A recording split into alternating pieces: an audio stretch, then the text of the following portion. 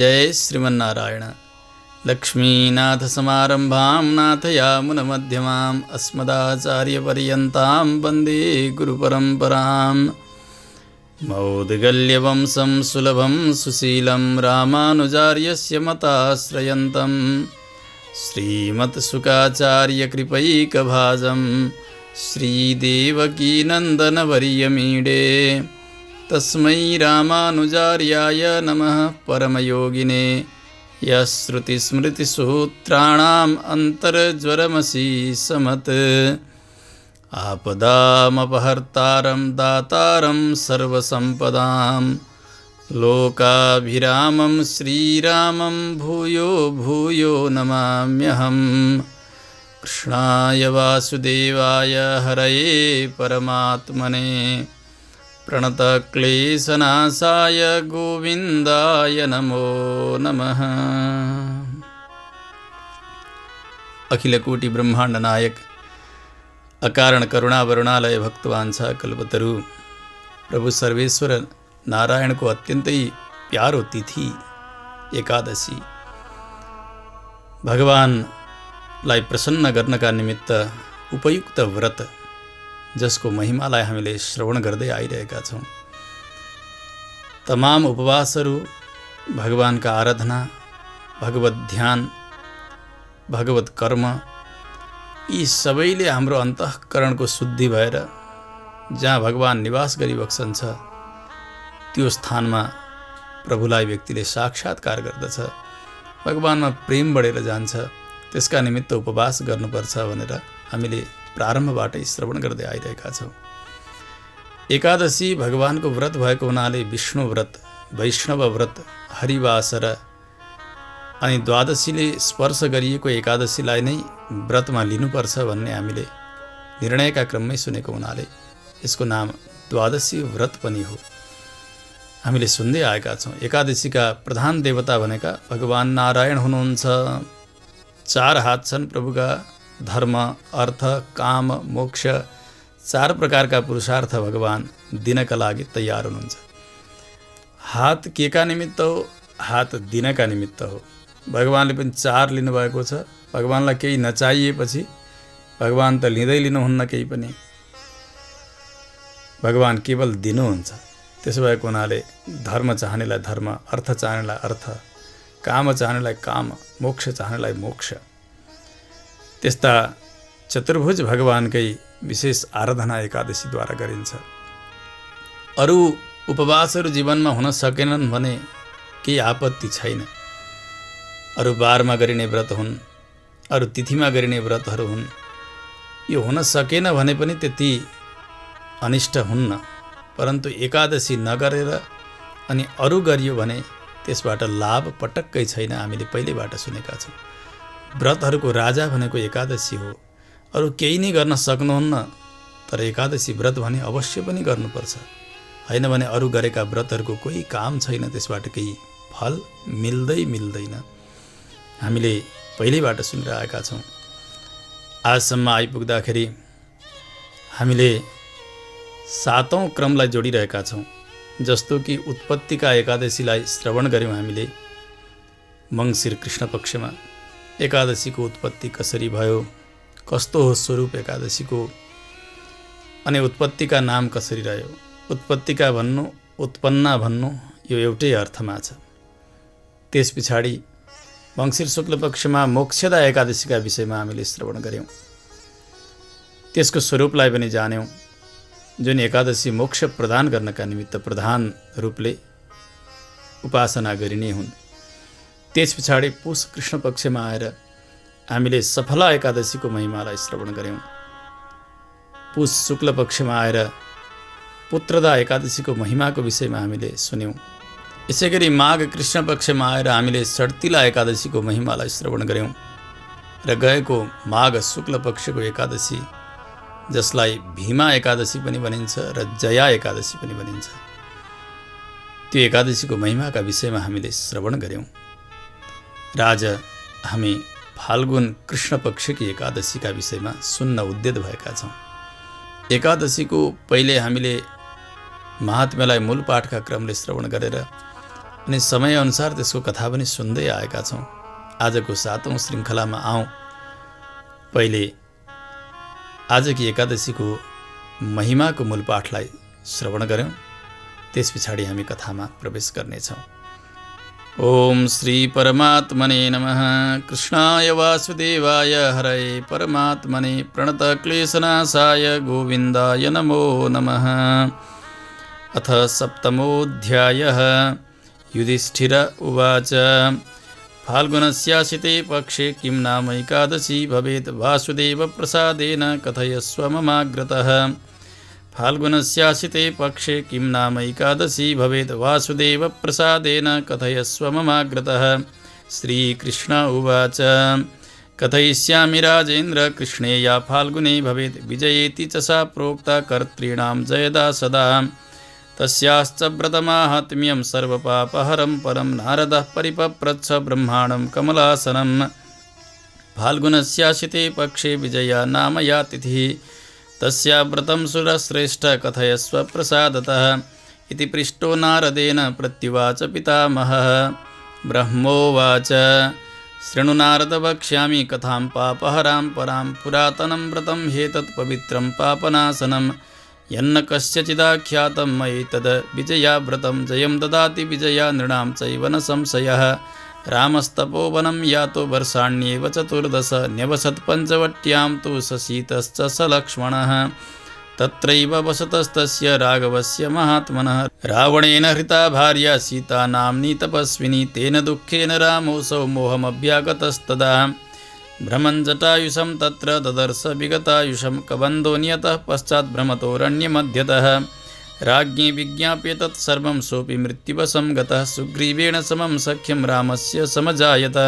वानराणामनीकानि रामार्थं सङ्गतानि वै ततो हनुमता दृष्टा लङ्कोद्याने तु जानकी। रामसंज्ञापनं तस्यै दत्तं कर्म महत्कृतं समेत्य रामेण पुनः सर्वं तत्र निवेदितम्। अथ श्रुत्वा रामचन्द्रो वाक्यं चैव हनुमतः सुग्रीवानुमतेनैव प्रस्थानं समरोचयत्। स गत्वा वानरैः सार्धं तीरं नदनदीपतेः दृष्ट्वाब्धिं दुस्तरं रामो विस्मितो भूत्कपिप्रियः। प्रोत्फुल्ललोचनो भूत्वा लक्ष्मणं वाक्यमब्रवीत् सौमित्रे केन पुण्येन तीर्यते वरुणालयः। अगाधसलिलैः पूर्णो नक्रैर्मीनैः समाकुलः उपायं नैव पश्यामि येनायं सुतरो भवेत्। लक्ष्मण उवाच आदिदेवस्त्वमेवासि पुराणपुरुषोत्तमः बकदाल्व्यो मुनिश्चात्र वर्तते द्वीपमध्यतः। अस्मात् स्थानात् योजनार्धम् आश्रमस्तस्य राघव अनेन दृष्टा बहवो ब्रह्माणो रघुनन्दन। तं पृच्छ गत्वा राजेन्द्र पुराणं ऋषिपुङ्गवम् इति वाक्यं ततः श्रुत्वा लक्ष्मणस्यातिशोभनं। जगाम राघवो द्रष्टुं बकदाल्व्यं महामुनिं प्रणनाम मुनिं मूर्ध्ना रामो विष्णुमिवापरम्। मुनिर्ज्ञात्वा ततो रामं पुराणपुरुषोत्तमम् उवाच सरिषिस्तत्र कुतो राम तवागमः। राम उवाच त्वत्प्रसादादहो विप्र वरुणालयसन्निधिम् आगतोऽत्र ससैन्योऽस्मि लङ्कां जेतुं स राक्षसां। भवतश्चानुकूल्येन तीर्यतेऽब्धिर्यथा मया तमुपायं वद मुने प्रसादं कुरु सुव्रतां। मुनिरुवाच कथयिष्याम्यहं रामव्रतानां व्रतमुत्तमं कृतेन येन सहसा विजयस्ते भविष्यति लङ्कां जित्वा राक्षसांश्च दीर्घां कीर्तिम् अवाप्स्यसि। एकाग्रमानसो भूत्वा व्रतमेतत् समाचर फाल्गुनस्याशिते पक्षे विजय एकादशी भवेत् तस्या व्रते कृते राम विजयस्ते भविष्यति। निस्संशयं समुद्रं च तरिष्यसि स वानरः। विधिश्च श्रूयतां राम व्रतस्यास्य फलप्रदः। दशमी दिवसे प्राप्ते कुम्भमेकं च कारयेत्। हैमं वा राजतं वापि ताम्रं वाप्यथ मृण्मयं स्थापयेच्छोभितं कुम्भं जलपूर्णं सपल्लवम्। तस्योपरि न्यसेद्देवं हैमं नारायणं प्रभुम्। एकादशी दिने प्राप्ते प्रातः स्नानं समाचरेत् निश्चले स्थापिते कुम्भे गन्धमाल्यानुलेपिते। दाडिमैर्नारिकेलैश्च पूजयेच्च विशेषतः सप्तधान्यान्यदस्तस्य यवानुपरि विन्यसेत्। गन्धैर्धूपैस्तथा दीपैर्नैवेद्यैर्विविधैरपि कुम्भाग्रे तद्दिने राम नीयते भक्तिभावतः।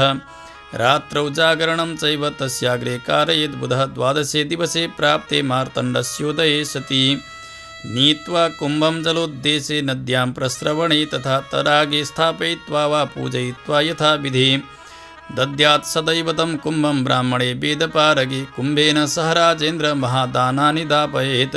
अनेन विधिना राम यूथपैः सङ्गत कुरुव्रतं प्रयत्नेन विजयस्ते भविष्यति इति श्रुत्वा वचो रामो यथोक्तमकरोत् व्रतं कृते व्रते स विजयी बभूव रघुनन्दनः अनेन विधिना राजन् ये कुर्वन्ति नरा व्रतं इहलोके जयस्तेषां परलोके सदा जयः एतस्मात् कारणात् पुत्र कर्तव्यं विजया व्रतं पठनात् श्रवणात् तस्य वाजपेयफलं लभेत् एतस्मात् कारणात् पुत्र कर्तव्यं विजया व्रतं पठनात् श्रवणात् तस्य वाजपेयफलं लभेत् हरिः ओम तत्सत् श्रीभविष्योत्तरपुराणे श्रीकृष्णार्जुनसंवादे फाल्गुनकृष्ण एकादश्या विजयनाम्न्या महात्म्यं समाप्तं। श्रीहरये नमः। कृष्णाय वासुदेवाय हरये परमात्मने प्रणतक्लेशनाशाय गोविन्दाय नमो नमः। यसरी हामीले मूल पाठका क्रमले आजकी एकादशीको महिमालाई श्रवण गऱ्यौँ। पाठमा हामीले के सुन्यौँ यसको अर्थ अब हामी केही बेर श्रवण गर्नेछौँ। विशेष गरिकन भविष्योत्तर पुराणमा वर्णित एकादशी महात्म्यकै सङ्ग्रह गरिएको छ। एकादशी महात्म्य पुस्तकमा भनेर पनि पहिले नै निवेदन गरिसकिएको छ। अन्यान्य पुराणका आख्यानहरूलाई पनि जोडिएको छ। त्यसमा महाराज युधिष्ठिर प्रश्नकर्ता अनि भगवान श्रीकृष्ण यसका उत्तरदाता होइबक्सन्छ। कहिले अर्जुनजीले सोध्नुहुन्छ, कहिले भीमसेनजीले सोध्नुहुन्छ। काहीँ कुनै महात्म्यका क्रममा श्रोता र वक्ता अलग अलग पनि हुनुहुन्छ। तर विशेष गरिकन भगवान श्रीकृष्ण नै बताउने हुनुहुन्छ धेरै धेरै एकादशीमा। आज पनि महाराज युधिष्ठिर जिज्ञासा गरिरहनु भएको छ। भगवान श्रीकृष्ण उहाँको जिज्ञासाको समाधान गरिरहनु भएको छ। युधिष्ठिरजीले सोध्नुभयो, प्रभु फाल्गुनस्यासिते पक्षे किं नाम एकादशी भवेत् वासुदेव प्रसादेन कथयस्व ममाग्रतः। हे वासुदेव, फागुन महिनाको कृष्ण पक्षको एकादशी के नाम गरेकी एकादशी हुन्छ नि? अनि यी एकादशीको विधि के छ यो पनि हजुरले प्रसन्न भएर बताइबक्सियोस्। कथयस्व ममाग्रतः, म तयार भएको छु सुन्नका निमित्त। भगवानले भन्नुभयो, हे राजेन्द्र, तपाईँलाई म बताउँछु फाल्गुन कृष्ण पक्षकी एकादशीका विषयमा। यी एकादशीको नाम हुनेछ विजया। विजयेति च सा प्रोक्ता कर्तॄणां जयदा सदा। जस्तो नाम छ त्यस्तै यिनको काम पनि छ, फल पनि त्यस्तै प्रकारको दिन्छन्। विजया भनेको जय प्रदान गर्ने, विजय प्रदान गर्ने यस्ती एकादशी नि। जसले उपवास गर्दछन् यी एकादशीको, उसको सदैव जय मात्रै हुन्छ, काहीँ उनले हार्न पर्दैन। यिनको व्रत महात्म्यलाई सुन्नुहोस्। सबै प्रकारका पापलाई नाश गरिदिने अत्यन्तै उत्कृष्ट। नारदजीले एक समय आफ्ना पिता ब्रह्माजीसँग यही जिज्ञासा गर्नुभएको थियो। ब्रह्माजी जो कमलबाट प्रकट हुनुभएको छ, मेरा नाभिबाट, उहाँसँग नारदजीले सोध्नुभयो, पिता फाल्गुन महिना कि कृष्ण पक्षमा आउने विजया नाम गरेकी तिथि एकादशी, उनको व्रत र त्यो व्रत विधानका विषयमा हजुरले बताइबक्सियोस् प्रसन्न भएर। नारदजीको जिज्ञासा सुनेर ब्रह्माजीले भन्नुभयो, बाबु सुन, तिमीलाई एउटा प्राचीन कथा म सुनाउँछु। अत्यन्तै उपयुक्त कथा छ, सबै प्रकारका पापलाई नाश गर्ने प्रकारको। पवित्रम पापनाशनम। अहिलेसम्म मैले कसैलाई बताएकै थिइनँ, आज तिमी नै जिज्ञासा गरिरहेका छौ, त्यसकारणले म यो बताइरहेको छु। जयम ददाति विजया नृणाम चैव न संशयः। यति कुरा तिमीले याद गर। जसले विजया नाम गरेकी एकादशीको व्रत गर्दछ भने उसको पराजय कसै गरी हुन्न, उसले हार्नु जीवनमा कहिल्यै पनि पर्दैन, विजय नै भइरहन्छ, यसमा संशय छैन। सुन, तिमीले कथा सुनेका छौ, इक्ष्वाकु वंशमा हुनुभएका महाराज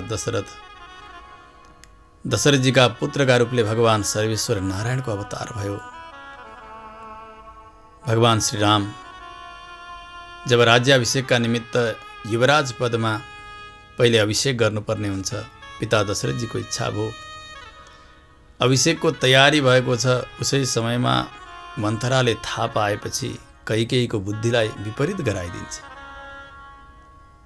र कैकेयीसँग मन्थराले भनी, पहिले युद्धका समयमा 2 वरदान पछि मैले माग्ने छु भनेर तिमीले राखेकी थियौ बाँकी, अहिले यही समय आयो, माग वरदान। राजाले प्रतिज्ञा गर्नेछन् त्यसबेला। तिमीले भन्नु, विवासनम च रामस्य भरतस्य अभिषेचनम। अहिले यही समयमा यही मुहुर्तमा 14 वर्षका लागि रामलाई वनवास र जो यो यज्ञ सामग्री छ, अभिषेकको सामग्री, यसद्वारा मेरा पुत्र भरतलाई राज्याभिषेक। यो माग्नु भनिसकेपछि कैकेयीले त्यसै गर्नुभयो। महाराज दशरथ मूर्छित हुनुहुन्छ। पिताजीको यस्तो आज्ञा छ भन्ने माताबाट थाहा पाइसकेपछि भगवान वनवासका निमित्त निस्कनुभयो। जानुभयो, सारा प्रजाहरू विलाप गरिरहेका छन्। साथमा लक्ष्मणजी जानुभएको छ, सीताजी पनि जानुभएको छ। नेवसत पञ्चवट्याम तु ससीतश्च सलक्ष्मणः। भगवान चित्रकूटमा जानुभयो। यता महाराज दशरथको देह त्याग भयो। भरतजी मावलीबाट आउनुहुन्छ, विलाप गर्नुहुन्छ। भगवानलाई फर्काउनका निमित्त चित्रकूट जानुहुन्छ। भगवानले धर्मको उपदेश गरेर पठाइदिनु भयो। भगवान चित्रकूटबाट अब पञ्चवटीतर्फ प्रस्थान गर्नुभएको छ। सीताजी पनि साथमा, लक्ष्मणजी पनि त्यहाँ रहँदै जानुभयो। एक समय शूर्पणखा नाम गरेकी राक्षसी थिए। आकाश मार्ग गरेर उडेर आउँदै थिए। भगवान श्री रामचन्द्रको त्यो सौन्दर्यलाई देखेर मोहित भई आकाशबाट जमिनमा आएर आफ्नो परिचय दिई। भगवानले पनि त्यो राक्षसीलाई सबै परिचय दिइबक्स्यो। वन आउनुको कारण पनि बताउनुभयो। उसले इच्छा व्यक्त गरी, राम, म तिम्रा रूपमा मोहित भएँ, मलाई पत्नी रूपले स्वीकार गरेर म तिमीलाई पति बनाउन चाहन्छु। भगवानले भन्नुभयो, देवी, मेरा साथमा त पत्नी सीता आएकी छन्। मेरा भाइ लक्ष्मण अत्यन्तै सुन्दर छन्, उनी एक्लै आएका छन्। त्यस कारणले जाऊ, लक्ष्मणलाई भन, उनी पनि त राजकुमार हुन्। गई शूर्पणखा लक्ष्मणजीसँग प्रस्ताव गरी। लक्ष्मणजीले भन्नुभयो, म एउटा नोकर हुँ। श्रीरामचन्द्र राजा हुनुहुन्छ, महाराजा हुनुहुन्छ। राजा की रानी बन्ने भने महारानी, अनि नोकर की पत्नी बन्ने हो भने नोकरानी। के बन्न चाहनुहुन्छ तपाईँ? यसो विचार गरी नोकरानी किन बन्नु, महारानी बन्न छोडेर फेरि गई। जाने आउने क्रम भयो। भगवान केही भनेर पठाइदिनुहुन्छ, लक्ष्मणजी केही भनेर पठाइदिनुहुन्छ। यसो विचार गरी रामले म जस्ती सुन्दरीलाई किन पत्नी बान्दैनथे? अवश्य पनि स्वीकार गर्थे। तर यहाँ कारण एउटै छ, सीता। यो सीता साथमा नभएकी भए रामले मलाई पत्नी बनाउँथे भनेर शूर्पणखा झम्टिन्छे। भगवानले सङ्केत गरिदिनु भयो। लक्ष्मणजीले उसका नाक कान काटिदिएर विरूप गराइदिनु भयो। गएर लङ्कामा गएर रावणलाई पोल लगाइदिन्छ। यसो भयो, यति सुन्दरी छे रामकी पत्नी। रावण दुष्ट थियो। अब मारिचलाई आज्ञा दियो, सुनको मृग बन्नका निमित्त। मायावी थियो, ऊ गयो। यतातिर त्यो मृगका पछि भगवान लाग्नुभएको छ। सीताजीको दुर्वचनद्वारा लक्ष्मणजी पनि उतै लाग्नुभएको छ। त्यस समयमा रावण आउँछ एउटा जोगीको वेश बनाएर। आएर सीताजीलाई हरण गरेर लिएर गयो। रावणेन हृता भार्या सीता नाम्नी तपस्विनी। अत्यन्तै तपस्विनी वेशमा रहनुभएकी सीताजीलाई हरण गरेर लिएर जान्छ। भगवान आउनुभयो फर्केर। कुटियामा सीताजीलाई नदेखिसकेपछि अत्यन्तै दुखी हुनुहुन्छ। लक्ष्मणजीका साथ विलाप गर्दै गर्दै वनका लहरा, वृक्ष, चरा, जानवर, नदी, पर्वत सबैलाई सोध्दै हिँड्नुभयो। मेरी प्राणप्रिया सीतालाई देखेका छैनौ, बताइदेऊ न, बताइदेऊ। कोही बोलिरहेका छैनन्। जाँदा जाँदै भगवान जटायुका नजिक पुग्नुभयो। जति बेला रावणले सीताजीलाई हरण गरेर लिएर जाँदै थियो, त्यस समयमा जटायु गिद्ध जातिमा जन्मिएका तर भगवानका अनन्य भक्त, त्यो रावणको अत्याचार सहन गर्न नसकेर सीताजीको उद्धारका निमित्त जटायु रावणका साथ युद्ध गर्नुहुन्छ। मायावी थियो। पहिले त त्यो माथि आकाशबाट रावणलाई जमिनमा गिराइसक्नु भएको थियो जटायुले। र मायाद्वारा यति शस्त्र अस्त्रको वर्षा गरे उसले जटायुका पङ्ख काटिदिएको छ। रगतको धारो बग्दै बग्दै जटायु जमिनमा लड्नु भएको छ। प्राण अन्तिम लिइरहनु भएको छ। मनमा लागेको छ कति बेला रामचन्द्रजी आउनुहुन्छ, यो समाचार सुनाएर मैले प्राण त्याग्ने। भगवान पुग्नुभयो त्यहाँ। भ्रमन् जटायुषम तत्र ददर्श विगतायुषम। अब अवस्था पनि धेरै बितेर गइसकेको छ। प्राण जाने समय भएको छ। यो कष्ट सहन सक्नु भएको छैन जटायुले। रगतै रगत बगिरहेको छ। त्यहाँ पुगिसकेपछि भगवानका नजिकै जटायुले एकदमै अन्तिम सास फेर्दै कठिन आवाज निकालेर भन्नुभयो, हे रघुनन्दन, जसरी व्यक्तिले वनमा औषधि खोज्दछ, धेरै धेरै यी वनस्पतिहरूमध्ये औषधि कहीँ कहीँ हुन्छ, त्यो औषधि खोज्दै खोज्दै हिँड्छ, त्यसै गरिकन आज सीतारूपी औषधिको खोज गर्दै गर्दै तपाईँ आउनुभएको छ। मलाई थाहा छ यो याम औषधिमिवायुष्मन् अन्वेषसि महावने सा सीता मम च प्राणा रावणेन हृता बलात्। वाल्मीकि रामायणमा यही बताउनु भएको छ। सीताजीको अन्वेषण गर्नका निमित्त तपाईँ आउनुभयो, परन्तु यो महावनमा सीतालाई यसरी हरण गर्दै लिएर गएको मैले देखेँ। रावणले जुन सा सीता मम च प्राणा, मेरी प्राण प्यारी छोरी हुन्, तिनको हरण गरेर लिएर गयो रावणले। मैले केही गर्न सकिनँ रघुनन्दन भन्दा भन्दै भगवानका काखमा फिज काटेर रगत छाड्दै जटायुले देह त्याग गरिदिनु हो। भगवान रुनुभयो त्यस समयमा। आफ्नो पिताको वियोगमा त्यति विलाप भगवानले गर्नु भएन जुन विलाप जटायुको देह त्यागका समयमा प्रभुले गर्नुभयो। ब्रह्ममेध नामको संस्कार सम्पन्न गर्नुभयो, अग्नि दिनुभयो, तर्पण गर्नुभयो, पिण्डदान गरिदिनुभयो भगवानले जटायुका लागि। त्यस पछाडि भगवान अगाडि बढ्दै जानुभयो। कबन्द नाम गरेको राक्षसको उद्धार प्रभुले गर्नुभयो। मर्दै गर्दा कबन्दले भन्यो, हे राघव, अब तपाईँ उता जानुहोस् पम्पासरमा, जहाँ एक भक्ता आचार्य निष्ठा सबरी बसेकी छन् तपाईँको बाटो हेरेर। श्रवणीम धर्मनिपुणाम अभिगच्छेति राघव, जानुहोला, तपाईँको काम बन्नेछ। राक्षसले बतायो। प्राण जाने बेलामा भगवान उतैतर्फ जानुहुन्छ। पम्पासरमा पुग्नुभयो। सबरीका साथ भेट भयो। सबरीको मोक्ष भयो। भगवान यसो विहार गर्दै हुनुहुन्थ्यो। यतातिर जो माल्यवान पर्वत भनेर बताइन्छ, ऋष्यमुख पनि त्यसको नाम हो, त्यहाँमाथि बसेका सुग्रीवजीका अनुचर उनीहरूले भगवानलाई देख्छन्। बालीले यहाँ मार्नका निमित्त कोही पठाए झैँ लाग्दछ। भगवान र लक्ष्मणजीलाई देख्दा बानरहरू डराए। सुग्रीवजीका आज्ञाले हनुमानजी आउनुहुन्छ। कपि रूपम परित्यज्य, बानरको रूप त्यागेर एक ब्राह्मणको रूप लिएर आउनुभयो। परिचय दिनुभयो, परिचय लिनुभयो। अत्यन्त विद्वत्तापूर्ण वार्ताहरू भए। हनुमानजीले भगवान श्रीराम र लक्ष्मणजीलाई लिएर सुग्रीवजीका साथ पुग्नुभयो। मैत्री सम्पन्न भयो। सुग्रीवेण समम सख्यम रामस्य समजायत। अग्निलाई साक्षी राखेर भगवानले सुग्रीवजीका साथमा मितेरी लगाउनु भयो। शर्त छ, बालीलाई जसरी पनि प्रभुले समाप्त पारिदिने, सुग्रीवलाई राज्य प्रदान गर्ने र सुग्रीवजीले आफ्ना वानरी सेनाहरूका साथमा सीताजीको खोज गर्ने र सीताजीलाई फर्काएर ल्याउने। यो शर्तका साथ सम्पन्न भयो। सुग्रीवजी र बाली दुईको युद्ध हुन्छ। बालीलाई भगवानले समाप्त पार्नुभयो। सुग्रीवले राज्य प्राप्त गर्नुभएको छ। 4 महिना पछाडि फेरि सुग्रीवजीले वानर सेनाहरूलाई आज्ञा दिनुभएको छ सीताजीको अन्वेषणका निमित्त। उत्तर, दक्षिण, पूर्व, पश्चिम सर्वत्र महाबलशाली वानरहरू गएका छन्। कहीँ खोज्दा भेट्दैनन्। दक्षिणतर्फ अङ्गदजीको नेतृत्वमा गएका वानर सेना, जहाँ हनुमानजी हुनुहुन्छ, जामवान पनि हुनुहुन्छ। समुद्रका तटमा पुगिसकेपछि सम्पातिका सूचना अनुसार लङ्कामा सीताजीलाई लिएर गएको सूचना मिल्दछ। रावणद्वारा सीता हरण हुनुभएको। अब समुद्र पार तरेर जानुपर्ने 100 योजनको समुद्र छ।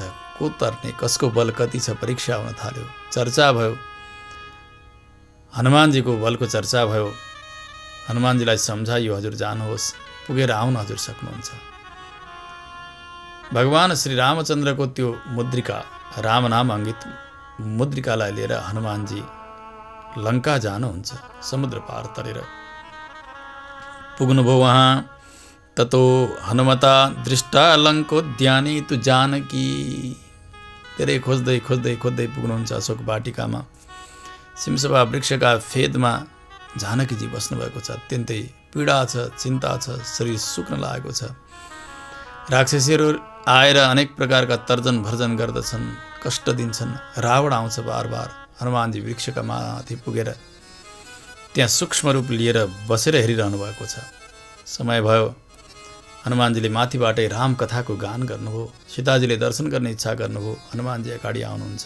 पहिला त आशंका भयो रावण नै आयो कि भन्ने, पछि परिचय दिनुहुन्छ उहाँले। मुद्रिका दिएपछि विश्वास भयो। अब हनुमानजीले विचार गर्नुभयो, यति दुष्ट्याइ गर्ने यो रावण, यसलाई कुनै प्रकारको शक्तिको प्रदर्शन गरेरै मात्रै मैले यहाँबाट जानुपर्छ। म त भगवानको दूत हो नि।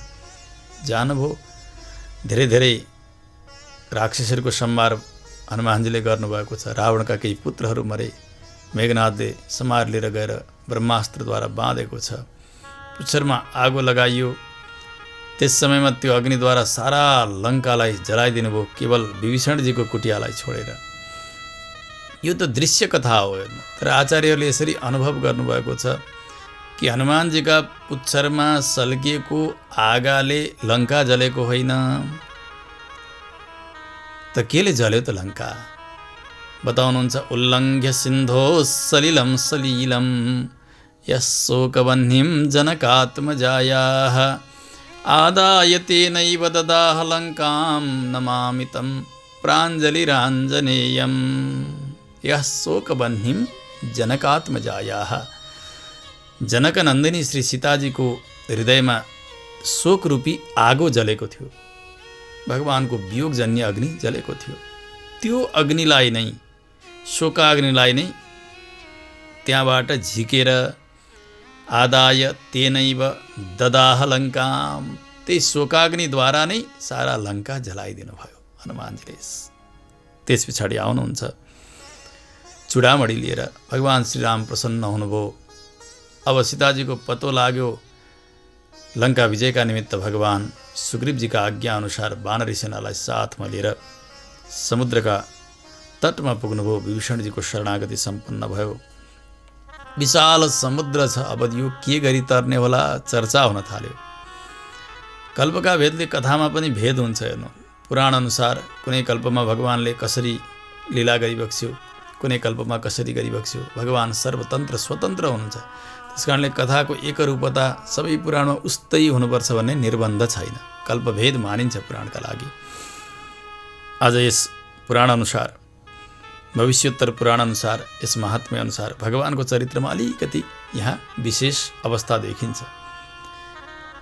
तटमा पुगिसकेपछि विचार भयो, अब के गर्ने होला? कसरी यो समुद्र तर्ने होला? यी वानरी सेनालाई कसरी सुरक्षित रूपमा वहाँ लिएर जाने? यद्यपि भगवानका लागि यो केही नै होइन। भगवानले भन्नुभएको छ, अङ्गुल्यग्रेण ताम हन्यान्। यदि मैले यो औँलो मात्र यसो गरेँ भने ती औँलाले नै ती सारा राक्षसहरूलाई समाप्त पारिदिन सक्छु।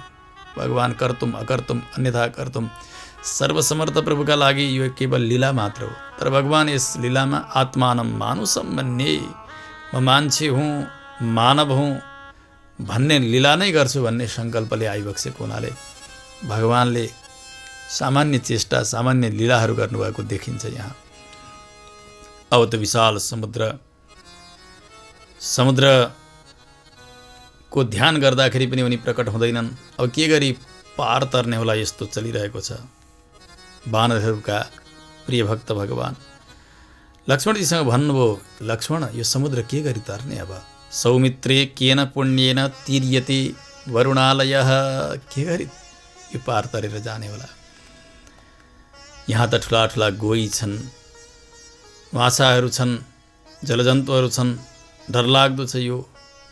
यी वानरी सेनालाई लिएर सजिलै पार तर्न सकिने अवस्था देखिँदैन। के गरौँ?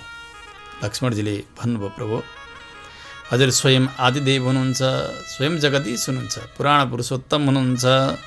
आदिदेवस्त्वमेवासि पुराण पुरुषोत्तमः भकदालभ्यो मुनिश्चात्र वर्तते द्वीप मध्यतः। सबै चिज जान्नेवाला, सबै गर्न सक्ने समर्थ हुनुहुन्छ, तर पनि आज यो लीला गरिरहनु भएको छ प्रभु। त्यसकारणले आज यस लीलामा ऋषि बकदालभ्यको सहभागिता रहनेछ। यहाँबाट अलि पर 2 कोस टाढा एउटा द्वीप छ। त्यो द्वीपमा बकदालभ्य नाम गरेका ऋषि तपस्या गरेर बस्नुभएको छ। त्यस आश्रममा उहाँको आयु कति हो कति, उहाँले धेरै ब्रह्माजीलाई बिताइसक्नु भएको छ। ब्रह्माजीका एक दिनमा सत्य, त्रेता, द्वापर, कली यी 4 युगहरू 1000 पटक एक दिनमा घुम्दछन्। रातमा त्यसै गरी 1000 पटक घुम्दछन्। त्यस्ता मानले ब्रह्माजीको पनि 365 दिनकै 1 वर्ष हुन्छ। अनि त्यही 1 वर्षका हिसाबले ब्रह्माजी 100 वर्ष रहनुहुन्छ। कल्पना गर्न नसकिने त्यस्तो आयु ब्रह्माजीको। तर बकदालभ्य ऋषि यति समाधिमा जानुभएको छ, उहाँ यस्तो साधना छ कि त्यस्ता ब्रह्मा त कति बिताउनु हो, तर उहाँ त्यही शरीरद्वारा हुनुहुन्छ। हजुरले त्यहाँ जानुपर्ने छ। त्यहाँ गएर यो समुद्र कसरी तर्न सकिन्छ सोध्नु भने अवश्य पनि उहाँले यसको उपाय बताइदिनुहुनेछ। लक्ष्मणजीका वचन सुन्नु भगवानले गदगद हुनुभयो। लक्ष्मणजीलाई साथमा लिएर भगवान जानुभयो बकदालभ्य ऋषिका सन्निधिमा। प्रणनाम मुनिम मूर्धना रामो विष्णुमिवा परम। यस्ता तपस्वी हुनुहुन्थ्यो, भगवान नारायण जस्तै स्वरूपका हुनुहुन्छ ऋषि। त्यस्ता ऋषिलाई गएर भगवान श्री रामचन्द्र प्रणाम गरिरहनु भएको छ। ऋषि जानकार हुनुहुन्थ्यो, तपस्वी हुनुहुन्थ्यो। स्वयं भगवान आदि नारायण नै आज श्री रामचन्द्र बनेर आउनुभएको छ। उहाँलाई थाहा छ मुनिर्ज्ञात्वा ततो रामम पुराण पुरुषोत्तमम।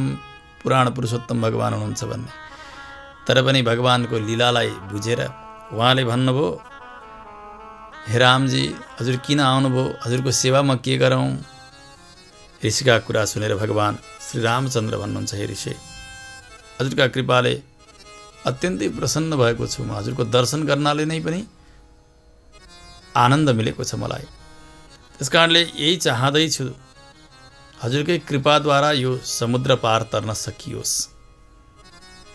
त्यस्तो समुद्र पार तरेर गएर लङ्कामाथि विजय कसरी प्राप्त गर्न सकिन्छ त्यस्तो उपाय पनि हजुरले बताइदिबक्सियोस्। त्यस्तो कृपा हजुरले गरिबक्सियोस्। भगवानका प्रार्थना सुन्दै जानुभयो बकदालभ्य ऋषिले।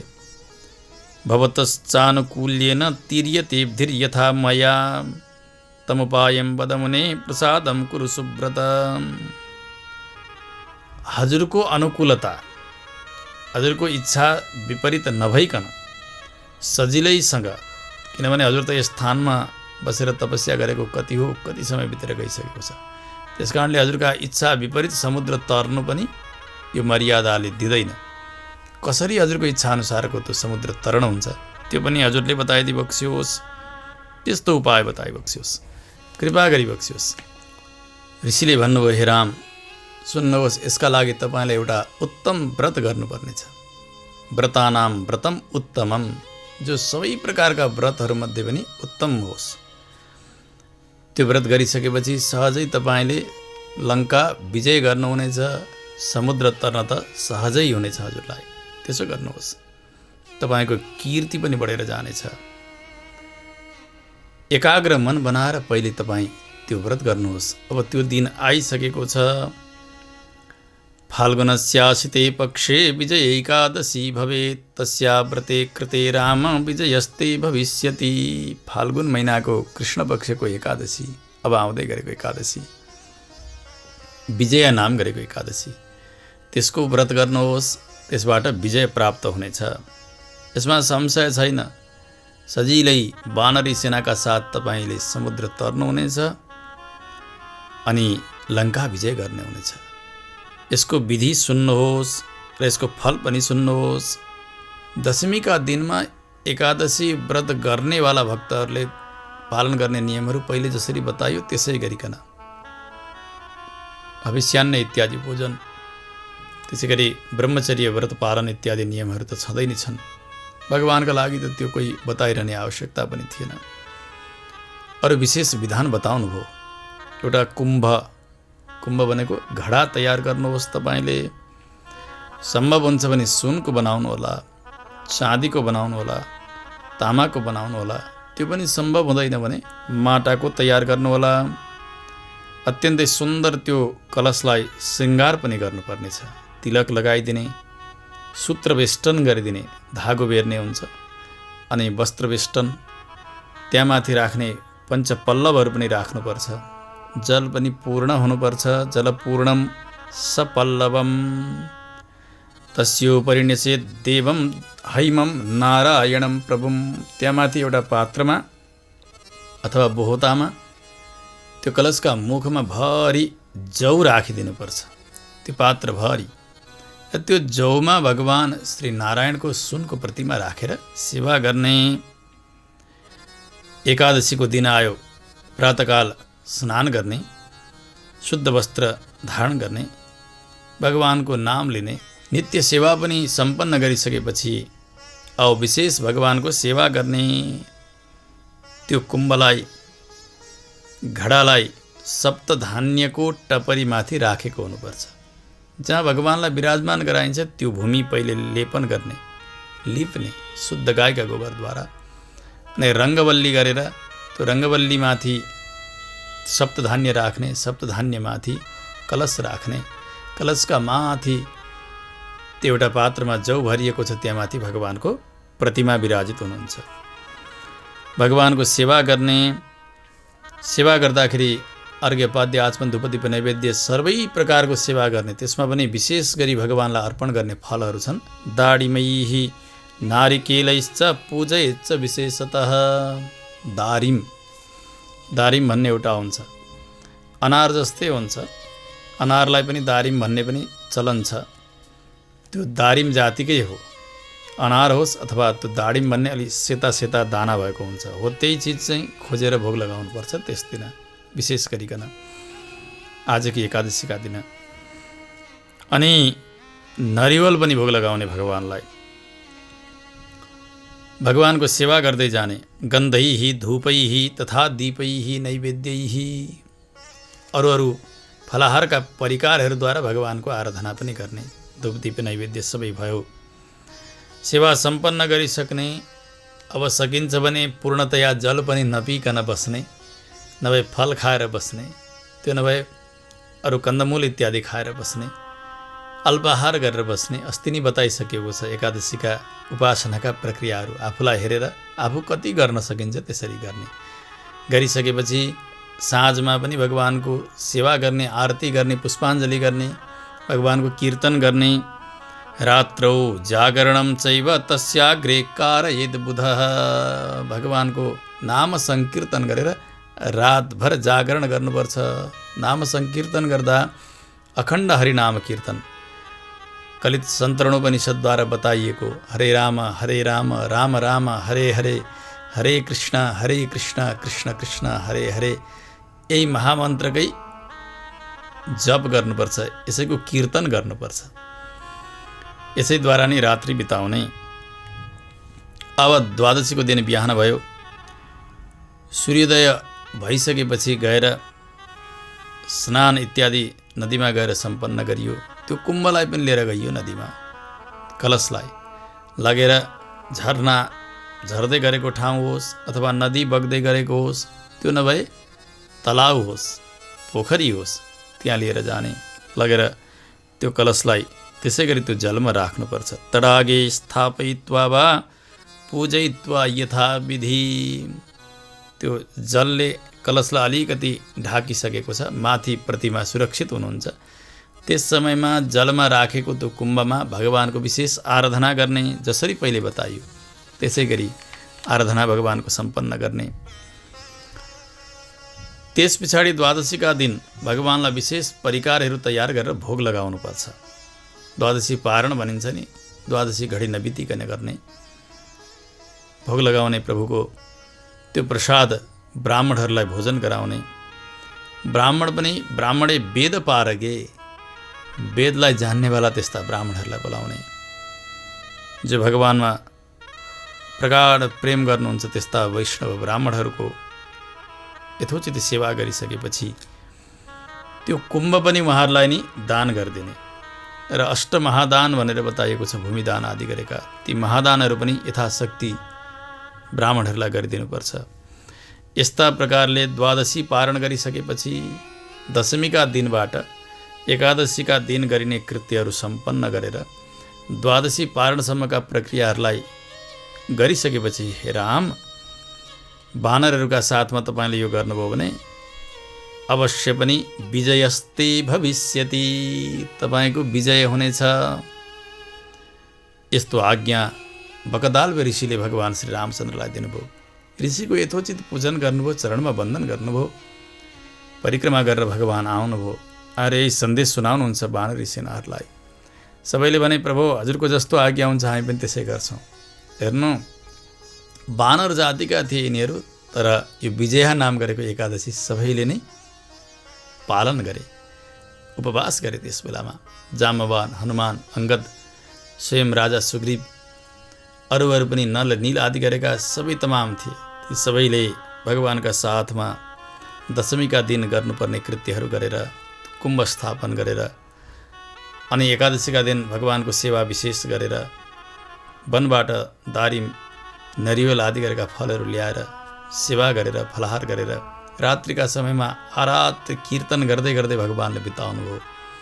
बिहानी भयो, जलाशयमा गएर त्यो कलशलाई राखेर त्यहाँ पनि उसै गरी आराधना गरेर ब्राह्मणलाई त्यो घटदान गरिदिनुहुन्छ। यस प्रकारले सबै गरिसक्नुभयो। इति श्रुत्वा वचो रामो यथोक्तम अकरोद व्रतम कृते व्रते स विजयी बभूव रघुनन्दनः। भगवान् श्रीकृष्ण सम्झाउँदै हुनुहुन्छ, महाराज त्यस समय भगवान् श्री रामचन्द्रले त्यो व्रत गरेका प्रभावले गर्दा समुद्रमा सेतु बन्धन गर्न सहज भयो। ती पत्थरहरू तल डुबेनन्, सजिलैसँग त्यहाँ पुल तयार भयो। वानरी सेनाका साथ भगवान् लङ्का प्रवेश गरिबक्सन्छ। लङ्कामा गएर सारा राक्षसहरूलाई समाप्त पार्दै पार्दै रावणलाई पनि समाप्त पार्नुभयो। विभीषणजीलाई राजतिलक प्रदान गर्नुभयो। यसरी यिनै एकादशीका प्रभावले गर्दा भगवानले लङ्का विजय गर्नुभयो। अनि एकादशीको नाम विजया रह्यो, जहाँ कुनै प्रकारको हार भन्ने छँदै नै छैन। लङ्का विजय पश्चात भगवानले विभीषणजीलाई राजतिलक प्रदान गर्नुभयो। सीताजीको उद्धार भएको छ। सारा वानरी सेनाहरूका साथमा पुष्पक विमानमा चढेर भगवान अयोध्याका लागि प्रस्थान गर्नुहुन्छ। यही व्रतको प्रभाव थियो, विजया नाम गरेकी एकादशी व्रतको प्रभाव। यद्यपि भगवानका लागि यी कुनै कार्यहरू आवश्यक हुँदै होइनन्। यी सबै कृत्यहरू भगवानले हामीहरूलाई शिक्षा प्रदान गर्नका निमित्त गर्नुभएको। भगवानले यति लामो लीला गर्नुभयो। वशिष्ठ, त्यसै गरिकन विश्वामित्र आदि गरेकालाई गुरु बनाउनु भयो। कृष्ण अवतारमा पनि सान्दीपनि आदि गरेकालाई गुरु बनाउनु भयो। यो सबै मर्यादा सिकाउनु भएको। गुरु बिना पार तर्न सकिँदैन। आज ऋषि वकदाल्वेलाई पनि शिक्षा गुरु बनाउनु भयो र भगवानले व्रत गर्नुभयो। यो व्रतको महिमा हामीहरूका निमित्त भगवानले देखाउनु भएको। भगवानका लागि त यो कोही आवश्यकता छँदै नै थिएन। सङ्कल्प मात्रले जगतको सृष्टि गर्न सक्ने, पालन गर्न सक्ने र जगतलाई संहार गर्न सक्ने प्रभुका लागि यो समुद्र तरण कोही ठुलो कुरो छँदै नै थिएन। लङ्का विजय पनि केही नै थिएन। तर भगवानले हामीहरूका निमित्त गरिदिनु भएको। त्यस कारणले राजन सुन्नुहोस्, अनेन विधिना राजन ए कुर्वन्ति नराव्रतम इहलोके जयस्तेषां परलोके सदा जयः। यस लोकमा मात्र होइन, विजया एकादशीको व्रत गर्ने व्रतालुको परलोक गएका समयमा पनि जय हुन्छ। कहीँ गएर पनि उनको पराजय भन्ने हुँदै हुँदैन। त्यसो हुनाले ब्रह्माजी यही आख्यान सुनाइरहनु भएको छ नारदजीलाई। पुत्र नारद, एकादशी विजय नाम गरेकी यिनको व्रत अवश्य पनि गर्नु। एकादशी महात्म्यलाई पढ्नाले सुन्नाले पनि वाजपेय नाम गरेको यज्ञको फल प्राप्ति हुन्छ।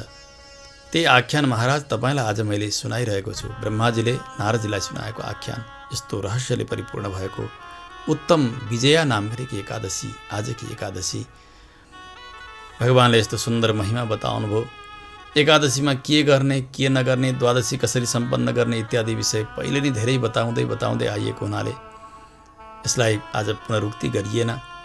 जसरी जानिएको छ त्यसरी नै यहाँहरूले बुझ्दै आउनुहोला।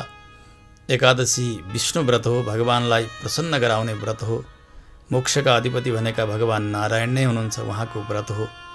त्यसो हुनाले यहाँको फल चाहन्छन् कसैले सकाम बुद्धिले गर्छन्, त्यो पनि उनलाई मिल्छ। होइन भगवानमा प्रेम बनोस् भनेर भगवानका भक्तहरूले वैष्णवहरूले व्रत गर्नुहुन्छ, त्यो पनि अवश्य मिल्छ। यस्तै महिमाले परिपूर्ण भएकी एकादशीलाई विजय एकादशी भनियो। यिनको महिमालाई आज यथासमय संक्षेपमा चर्चा गरियो। यसका साथमै आफ्ना वाणीलाई भगवानका श्री चरणमा समर्पण गर्दछु। जय श्रीमन्नारायण।